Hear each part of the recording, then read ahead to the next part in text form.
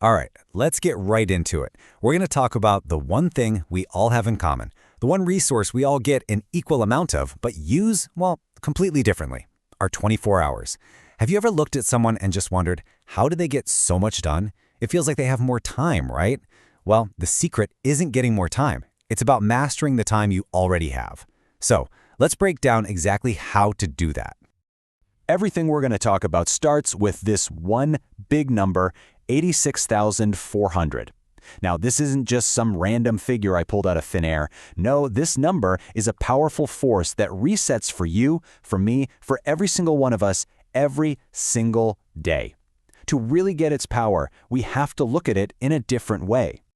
I mean, really think about it. If you woke up and saw that in your account, $86,400, knowing that anything you didn't use by midnight would just vanish forever, you'd spend every last cent, wouldn't you? You'd plan, you'd invest, you'd make sure not a single dollar went to waste. Well, guess what? That's exactly what time is. We get 86,400 seconds deposited into our life account every morning. And when the clock strikes 12, poof, they're gone for good. Okay, so let's break down our day. It's kind of simple, really. You've got about 8 hours for sleep and another 8 for work or school. But then there's that third piece of the pie, the other 8 hours, your time. This, right here, is where the magic happens. Your job might pay the bills, sure, but your life, the one you dream about, that gets built in these other 8 hours. So where do we start? We start at the beginning, the morning. You got to understand, the first part of your day doesn't just kick things off. It literally sets the tone for everything that follows. How you handle your morning pretty much decides your mindset for the next 16 hours. And that brings us to the biggest dream killer of all. We all know it. We've all done it. The snooze button. That little voice that says, oh, just 5 more minutes. But let's be honest, it's never just 5 minutes, is it? And it's more than just losing time. It's starting your day by breaking a promise to yourself. It's starting on the back foot. And what's the first thing we do after that? We grab the phone. And just look at the difference here. The trap is so easy to fall into. You start scrolling, you're immediately comparing your life to somebody else's perfectly curated highlight reel, and you haven't even had a sip of coffee yet. The strategy, though, it's so much simpler and so much more powerful. A little silence, a glass of water, and just a moment to remember what you want out of your day. So, here's your first actionable challenge, the 30-minute rule. It's simple. For the first half hour of your day, the phone doesn't exist. That's it. Reclaim your own mind before all the notifications and algorithms get a chance to hijack it. All right, so you've won the morning. Awesome. But now we head into the danger zone, the middle of the day. That period, between like 1 and 4 p.m., the infamous post-lunch slump. This is where motivation goes to die. And during this slump, we get tricked by something I call fake productivity. You know exactly what this feels like. You're clicking around, you're switching between tabs, you're organizing your desktop icons. You feel super busy, right?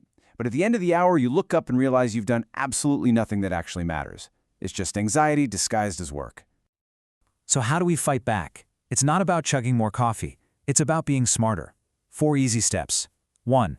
Eat a lunch that actually fuels you, not one that puts you in a food coma.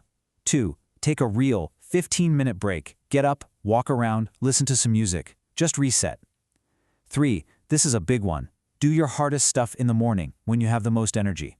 And 4. Give your afternoon one single clear target. Just one. It's so much easier to focus when your energy is low if you only have one thing to aim for. And that's really the core of it all, isn't it? This whole game isn't about managing your time. It's about managing your attention. Your attention is the real currency.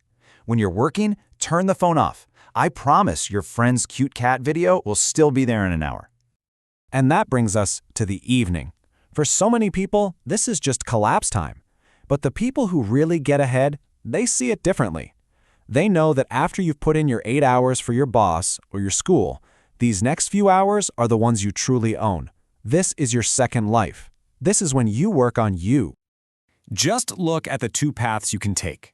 The workday is over, but the day isn't. You can choose to escape, fall down a Netflix rabbit hole or scroll until your thumbs go numb, or you can choose to invest. Invest in your body at the gym, invest in your mind with a book, or invest in your future by just taking 10 minutes to plan tomorrow. Now, the number one excuse we all use in the evening is, I'm just too tired. But I want you to consider this idea. What if you're not actually tired? What if you're unfulfilled? I want you to really let that sink in. Energy doesn't just come from rest, it comes from purpose. When you do something that actually matters to you, you create your own energy. It's wild. So the key is to have a deliberate plan for your evening. It's super simple. First, take 5 minutes to review your day. Ask yourself, what stole my time?